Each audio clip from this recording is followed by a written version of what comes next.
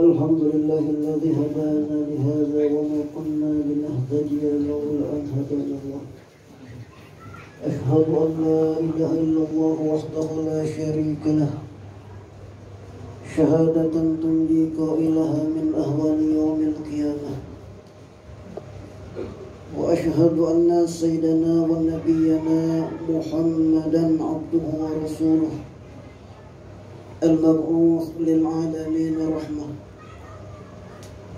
اللهم صل وسلم على سيدنا محمد وعلى آله وأصحابه والتابعين من يومنا هذا إلى يوم الحسرة والندامة.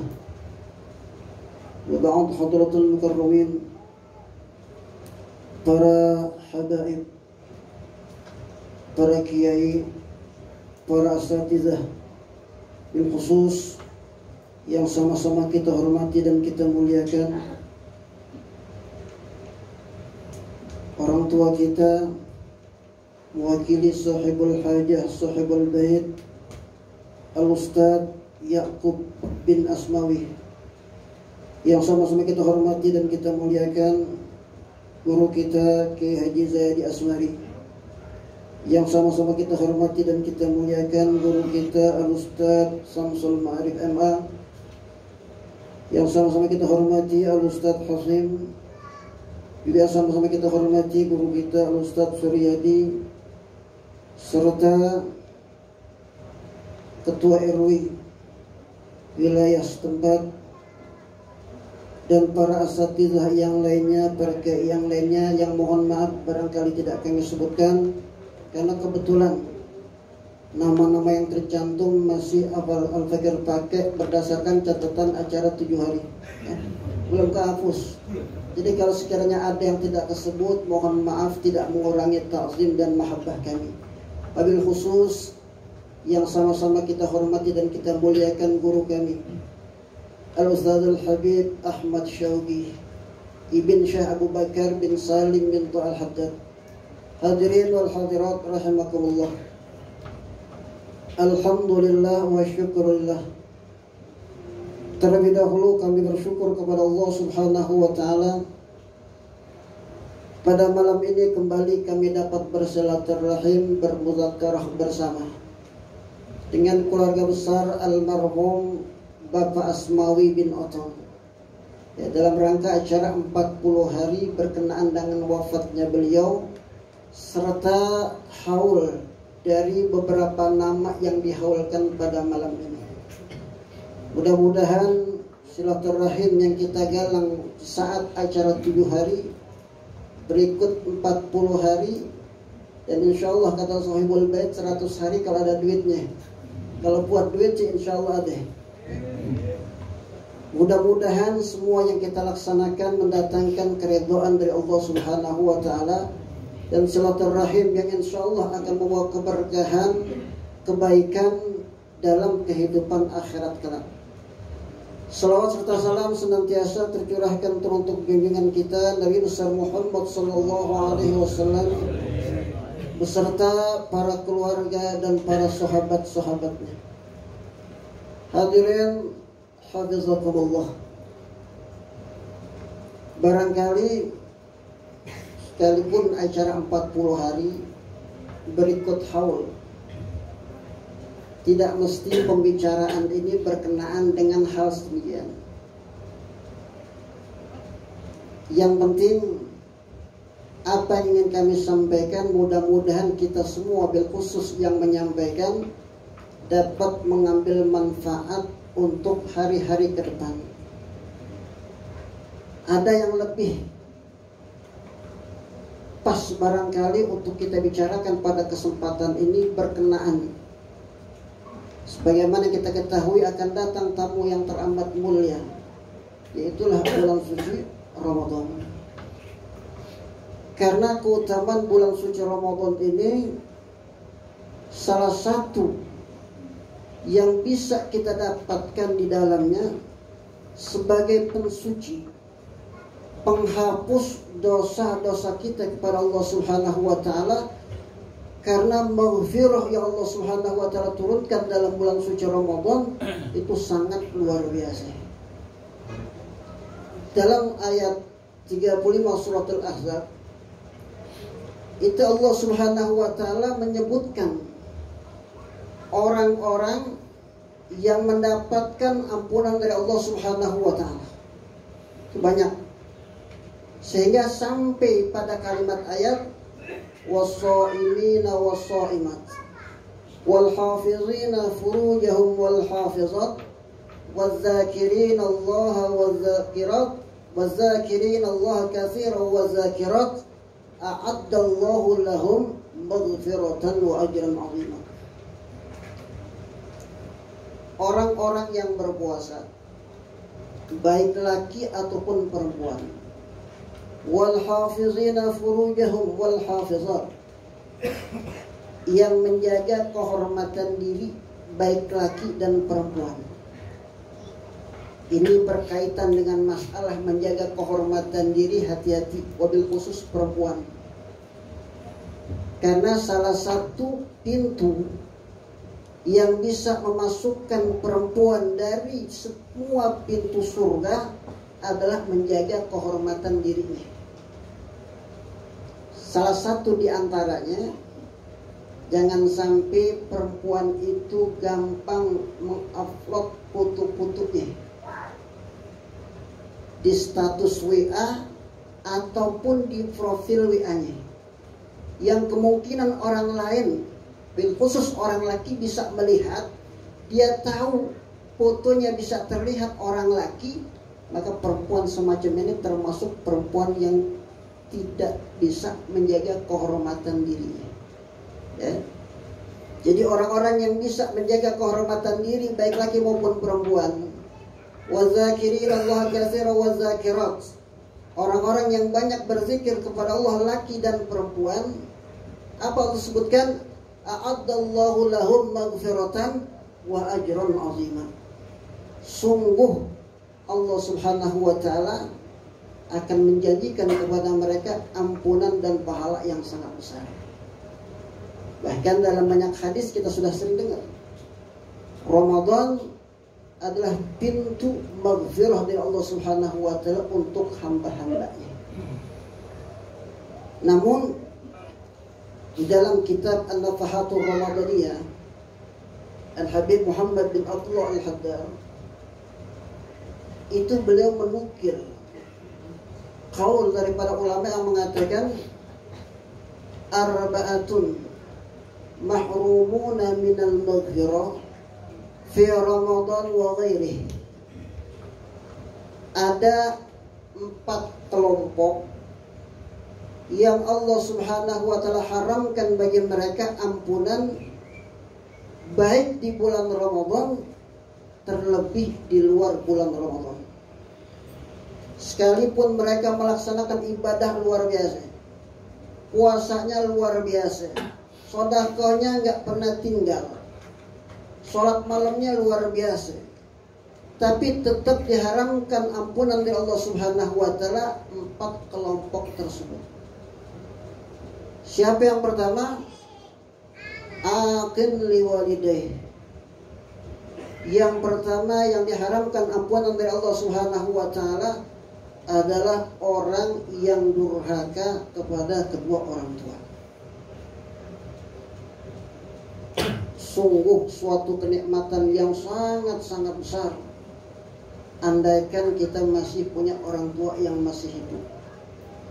Kenapa? Kunci keridhaan Allah Subhanahu wa taala terdapat pada orang tua kita.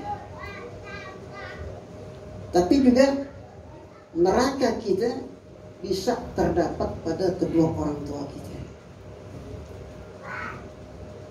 Kalau kebaktian terhadap orang tua bisa didapat di saat mereka masih hidup, dan juga bisa didapat saat mereka telah wafat, maka durhaka pun begitu. Bisa durhaka terhadap orang tua saat mereka masih hidup, pun bisa durhaka kepada mereka saat mereka telah meninggal dunia. Ini keramat yang luar biasa. bisa dengan perbuatan, bisa juga dengan ucapan. Apapun yang kita perbuat, apapun yang kita ucapkan, sedikit saja menyentuh hati mereka, tersakiti mereka, maka disitulah kemurkaan Allah Subhanahu wa Ta'ala. Bahkan Al-Imam Al-Qurtubi dalam tafsir beliau itu menukil pendapat dari ahli tafsir Al-Imam Mujtahid. Beliau mengatakan termasuk daripada bentuk kedurhakaan seorang anak terhadap orang tua, seandainya orang tuanya dalam usia-usia yang sudah renta buang air besar, kemudian ini anak ngebersihin, bukan nggak ngebersihin, ini anak ngebersihin kotoran orang tuanya, tapi tiba-tiba muntah, ngebersihin muntah. Imam Mujahid mengatakan itu termasuk daripada bentuk durhaka sama orang tua. Lantas bagaimana udah nggak bersihin, ngerokok, ngejauh lagi. Kalau ngebersihin aja muntah, ya ngebersihin muntah durhaka. Bagaimana orang yang menyia-nyiakan orang tuanya, tidak mau mengasuh dan sebagainya. Dalam mereka saat-saat kita masih kecil, sedikit pun tidak pernah muntah dalam membersihkan kotoran kita. Kadang-kadang orang merasa bakti saat dia bisa menyenangkan orang tuanya dengan materi. Orang bisa merasa bakti ketika dia bisa mempergauli orang tuanya dengan pergaulan-pergaulan yang bersifatnya keduniaan, ngajak pergi ke sana kemari. Tapi saat orang tuanya butuh terhadap bantuan yang memang kondisi keadaannya, berapa banyak anak-anak yang menjauh dari orang tuanya. Inti aja deh yang ngasuh, biar abang yang kasih duitnya. Hati-hati. Kapan kesempatan kita untuk melakukan satu kebaktian, ngebuka pintu ridhanya Allah Subhanahu wa Ta'ala lewat bakti sama orang tua kita. Ini satu nikmat yang sangat besar. Bahkan dalam salah satu hadis Rasulullah Shallallahu Alaihi Wasallam bersabda, "Ma min rajulin yanzuru wajha walidayhi nazara rahmatin illa kataballahu lahu bihi hajjatan maqbulatan mabruratan." Tidak ada satu orang yang melihat wajah orang tuanya nazara rahmatin, dengan pandangan rahmat, pandangan kasih sayang, terkecuali lewat pandangan tersebut Allah catat bagi dia pahala haji yang diterima, yang mabrur di hadapan Allah Subhanahu wa Ta'ala. Maka berbicara ini, kalau kita melihat mafhum mukhalafahnya, melihat dengan pandangan rahmat kasih sayang terhadap orang tua, mendatangkan keridhaan Allah yang luar biasa. Memandang kebencian terhadap orang tua menimbulkan kemurkaan Allah Subhanahu wa Ta'ala yang teramat sangat besar. Ya. Jadi kadang-kadang saat mereka masih hidup, kita bisa berbuat bakti. Kenapa? Sosoknya kelihatan. Tapi saat mereka meninggal dunia, kadang-kadang kita lupa perbuatan apa yang mereka nggak senang selama hidup, kadang-kadang kita langgar. Melanggar perbuatan yang mereka tidak senang dilihat di waktu mereka hidup pun seharusnya demikian saat mereka sudah meninggal dunia. Jadi anak yang masih punya orang tua itu suatu nikmat yang luar biasa. Jangan sia-siakan, usahakan maksimal sebesar mungkin untuk mengabdi serta membantu kehidupan mereka. Ada satu ulama hadis, Haywah bin Suraih. Ini dalam sanad hadis, beliau termasuk daripada riwayat hadis yang kalau kita baca banyak meriwayatkan dari sanad beliau hadis-hadis yang hasan ataupun hadis-hadis yang sahih. Satu saat beliau lagi ngajar di hadapan murid-muridnya. Tiba-tiba ibunya panggil, "Ya Haywah, ta'al, wahai Haywah kesini." nggak pakai sebentar-sebentar. Langsung dia mengatakan lebih, ada apa? Tolong empanin ayam. Lagi ngajar disuruh empanin ayam. Beliau langsung tidak pakai entar dulu, tinggalkan pelajarannya, ditinggalkan murid-muridnya, melaksanakan perintah ibunya tanpa ada rasa kesal sedikit pun. Anak sekarang main HP, coba dah anak-anak kecil sekarang main HP, beli warung entar dulu, coba ambil ini entar dulu, hatta disuruh mandi aja masih entar dulu. Itu sudah tampak bibit-bibit kedurhakan sama anak kita yang kadang alatnya kita modalin. Kita bantu anak kita untuk durhaka kepada kita lewat HP dan sebagainya. Luar biasa.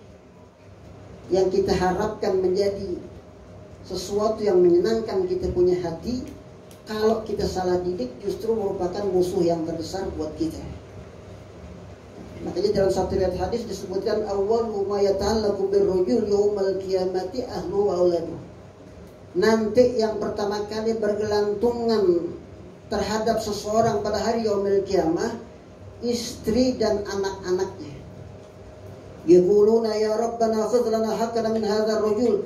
Istri sama anak-anak akan menuntut, ya Rabbana khudh lana haqqana min hadzal rajul. Ya Allah, tolong ambil hak kami dari lelaki ini, ambil hak kami dari suami kami, ambil hak kami dari bapak kami. Durhaka dalam kehidupan dunia masih bisa kita tahan sebagai orang tua. Tapi ini durhaka dalam kehidupan akhirat, mereka menuntut haknya karena kita lalai dalam memberikan hak-hak mereka. Istri yang tidur setiap saat bersama kita, anak yang mulai dari kecil kita biayai sampai mereka besar, berapa miliar biaya pendidikan mereka, tapi di akhirat menjadi anak yang paling durhaka, musuh yang terbesar karena salah kita mendidik mereka.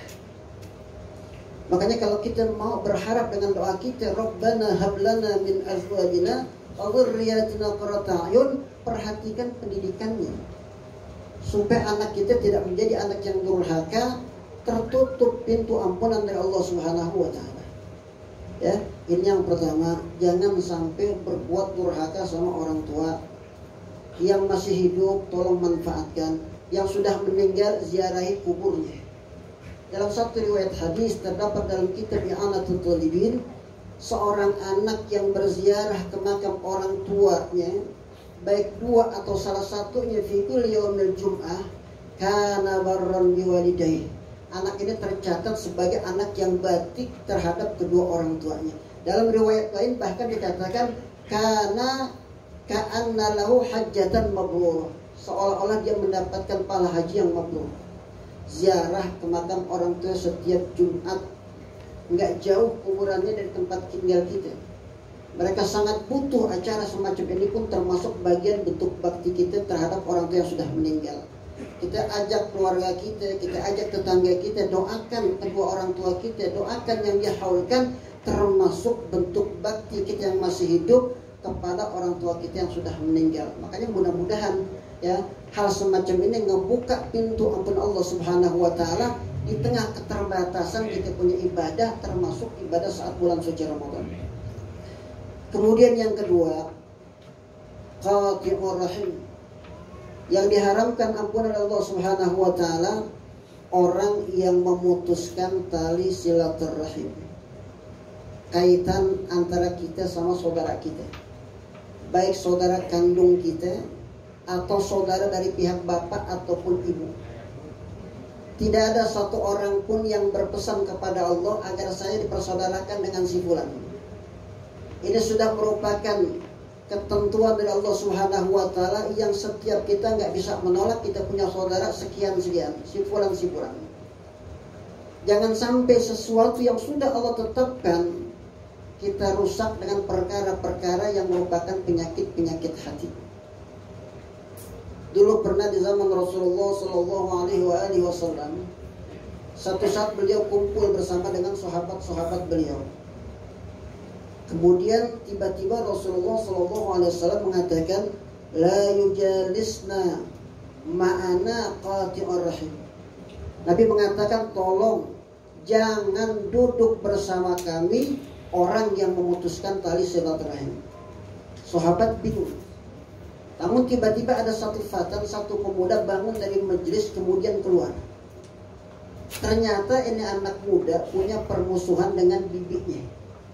Ada permusuhan, putus tali silaturahim, kemudian minta maaf, tidak minta redha. Singkat riwayat kembali ke majelisnya Rasulullah SAW. Setelah kemudian sampai, Rasulullah SAW kemudian mengatakan, Innar rahmata, sesungguhnya rahmat dari Allah Subhanahu wa Ta'ala, la tanzilu ala qaumin fihim qati'ur rahim. Rahmat itu tidak akan turun di tengah suatu kaum apabila di tengah-tengah mereka ada yang memutuskan tali silaturahim. Rasulullah wa ma arsalnaka illa rahmatan lil alamin, diutus sebagai rahmat dari Allah Subhanahu wa Ta'ala, tapi ketika ada yang memutuskan tali silaturahim di majelis beliau yang beliau merupakan rahmat dari Allah nggak turun. Bagaimana di tengah-tengah kita majelis yang baik kayak gini kalau ada yang memutuskan tali silaturahim? Ya. Kalau saudara banyak ngalah dah, ya, apalagi kita orang Betawi, kadang nempatin adalah bagian dari harta waris. Ini salah satu sebab kebanyakan ribut antar keluarga seorang Betawi itu masalah waris. Kenapa? Gedein nggak bisa, ngecilin dia. Beli nggak bisa, jual dia. Kadang-kadang ngejual kagak, hidup berdekatan. Orang bisa berbuat baik sama orang lain, kadang-kadang sulit berbuat baik sama keluarga sendiri.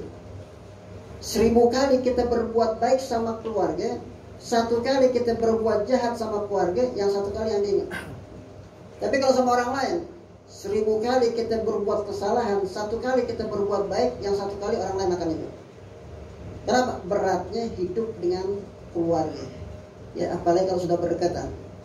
Al-aqarib aqarib. Kerabat kalau hidupnya berdekatan itu seperti kalajengking, nggak boleh kesenggol dikit, bawaannya kesinggung ini. Nggak boleh anak ribut dikit, orang tuh ikut campur. Tapi kalau anak orang lain galakin anak kita baik-baikin. Jadi anak saudara kita galakin anak kita, emaknya kita marahin. Ini kehidupan di masyarakat kita sebagian kayak begitu. Apalagi tadi kalau sudah berbicara masalah waris, kadang-kadang sebagian nggak mau ngalah. Ya sama saudara mas meter 2 meter ikhlasin aja, saudara kita, anak mak kita juga. Pernah satu saat Al-Fakir diminta untuk hadir di satu keluarga menyelesaikan satu masalah waris. Orangnya udah pada tua-tua. Walhasil selesai pembagian yang kebetulan kita bisa di situ. Apa kata salah satu orang?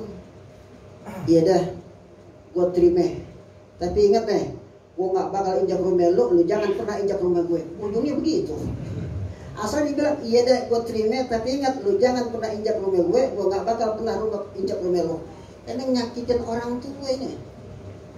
Ya, memutuskan tali silaturahim, menyakitkan orang tua kita. Andaikan mereka masih hidup, gak berani kita pukul-pukul mereka dengan martir, gak akan berani. Tapi putusnya hubungan silaturahim di antara keluarga lebih sakit hati mereka ketimbang kita ketok mereka dengan martir. Ya, jadi hati-hati nih sama keluarga, sama abang. Abang punya kedudukan seperti orang tua kita juga. Wajib kita hormati. Kita sama yang atas, bagaimana kita menghormati orang tua, begitu pula kita menghormati abang-abang kita. Kita sama adik, bagaimana orang tua kita sayang sama anak-anaknya, begitu juga harusnya kita sayang sama adik-adik kita. Insya Allah kalau sama-sama seperti ini, nggak akan terjadi sesuatu. Kemudian yang ketiga, al-musyahid. Kalau tadi kaitan sama keluarga, yang ketiga kaitan sama saudara muslim. Apakah itu tetangga dengan tetangga, atau mungkin teman sepergaulan, teman sepekerjaan, selama dia muslim ada kebencian sama dia, ini termasuk pintu tertutupnya ampunan dari Allah Subhanahu wa Ta'ala. Makanya sangat kita sayangkan kejadian di Kudus, kita bisa melihat ya, kejadian di Kudus bagaimana tetangga menutup akses tetangganya sehingga nggak bisa masuk keluar daripada rumah yang dia punya. Memang tanah dia, tapi pernahkah Rasulullah SAW mengajarkan hal seperti itu? Kapan Allah Subhanahu wa Ta'ala perhitungan kepada kita dalam memberikan nikmatnya? Nggak pernah. Kapan Rasulullah SAW perhitungan terhadap umatnya? Nggak pernah. Tapi kita kepada umat Nabi SAW, kenapa banyak perhitungannya? Kita mengharapkan rahmat Allah, mengharapkan syafaat Rasulullah, tapi kenapa perhitungan dengan umatnya? Hati-hati ya, sama orang muslim pun demikian. Pasang sifat husnuzon, ini termasuk akhlak yang tinggi baik sangka kepada umat Nabi Muhammad, termasuk kepada ahli maksiat sekalipun. Kalau kepada ahli maksiat kita berhusnuzon, apalagi terhadap orang-orang yang memang secara zahirnya termasuk ahli ibadah. Ya, ini yang ketiga. Kemudian yang keempat adalah mudminul khamr, orang yang minum minuman keras. Insya Allah kita yakin, ya, orang-orang yang biasa terdidik di majelis-majelis ilmu, terdidik rajin sholat berjamaah, dihasilkan oleh orang-orang tua yang soleh, insya Allah akan terpelihara. Tapi jangan pernah merasa aman terhadap generasi di bawah. Ya, jangan pernah merasa aman terhadap generasi di bawah. Kelemahan kita, maksiat senantiasa berkembang karena tidak adanya kerjasama di antara kita. Biarin dah yang mabuk anaknya sebulan. Ini kadang-kadang kita kayak begitu. Ya, padahal kalau sudah terjadi di kampung, kewajiban kita sama-sama bagaimana kita supaya memperbaiki akhlak anak kita. Paling tidak jangan sampai bermaksiat di kampung kita. Yang lebih bahaya ngajak orang lain ke kampung kita, kemudian mabuk di kampung kita. Ini yang terjadi di beberapa tempat, saling tumpang tempat, saling ngendon ke tempat yang lain untuk sekedar minum minuman keras. Ingat, al-khamru ummul fawahish. Minum minuman keras adalah induk dari semua perbuatan keji, induk dari semua perbuatan maksiat di hadapan Allah Subhanahu wa taala. Ya, kalau kita merasa aman, tapi jangan pernah merasa aman dari anak kita. Ya. Oleh karena itu, jauhi 4 perkara tersebut. Insya Allah masuk pada bulan Ramadan, ya kita sudah terdidik di bulan Rajab dengan memperbanyak istighfar, terdidik di bulan Sya'ban dengan memperbanyak salawat. Insya Allah masuk pintu gerbang Ramadan, pintu ampunan Allah Subhanahu wa taala sudah terbuka untuk kita. Tinggal bagaimana kita memanfaatkan nikmat umur ketika kita disampaikan pada bulan suci Ramadan. Ya, mudah-mudahan yang sedikit dari Al-Fakir ada manfaatnya. Wallahu a'lam bishawab. Assalamualaikum warahmatullahi wabarakatuh. Waalaikumsalam warahmatullahi wabarakatuh. Jazakallahu khairan katsiran. Terima kasih banyak kepada guru kita. Mudah-mudahan apa yang beliau sampaikan tadi manfaat untuk kita, menghadapi kita di bulan suci Ramadan. Amin ya rabbal alamin. Hadirin yang Allah Subhanahu wa taala, sebelum doa terakhir saya ucapkan ribuan terima kasih para netizen dan mohon maaf para netizen